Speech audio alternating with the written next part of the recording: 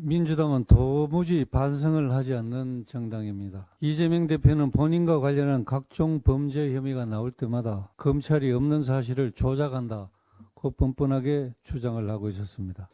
민주당은 이번에도 2021년 전당대회 동봉투 사건 초기에는 검찰의 국민전환용 수사라면서 반발했습니다. 민주당 최고위원회에서도 대통령실 도감청 의혹이 터지자 갑자기 압수수색했다며 기획수사 가능성을 제기하면서 300만 원 갖고 그랬겠느냐, 녹취도 조작될 수 있다는 말까지 했습니다. 그런데 빼도 박도 못하는 녹취록이 있다는 것이 알려지자 그제서야 이재명 대표가 전당대회 돈봉투 사건에 대해서 국민께 사과하면서 송영길 전 대표의 조기 귀국을 요청하겠다는 총극을 벌였습니다. 더 큰 문제는 자신들의 죄를 덮기 위해서 국민의 생명과 안전을 지키기 위해 애쓰고 있는 윤석열 정부의 외교 안보 라인을 흔들어대면서 해방을 놓고 발목을 잡는 행태를 멈추지 않고 있다는 것입니다.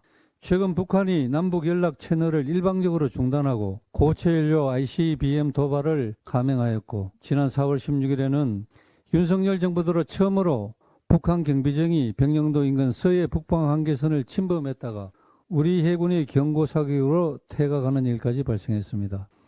이날이 김일성 생일인 태양절이라는 점을 감안하면 북한 경비정이 우발적으로 NLL을 침범했을 수도 있지만 향후 국지 도발을 위한 떠보기식 도발일 가능성도 무시할 수 없다는 분석이 있습니다. 국가안보가 이렇게 위중한 상황인데도 민주당은 4월 26일 한미 정상회담 주요 의제 조율을 마치고 귀국한 김태효 국가안보실차장을 해임시키라는 황당한 요구를 들고 나왔습니다. 그동안 민주당은 박진 외교부 장관의 해임 건의안을 일방적으로 통과시키고 역사적인 한일 정상회담의 성과를 폄훼하는 등 문재인 정권 외교가 망쳐놓은 대한민국 외교 정책을 정상화시키려는 윤석열 정부의 노력을 사사건건 해방을 놓지 못해 안달하는 모습을 보여왔습니다.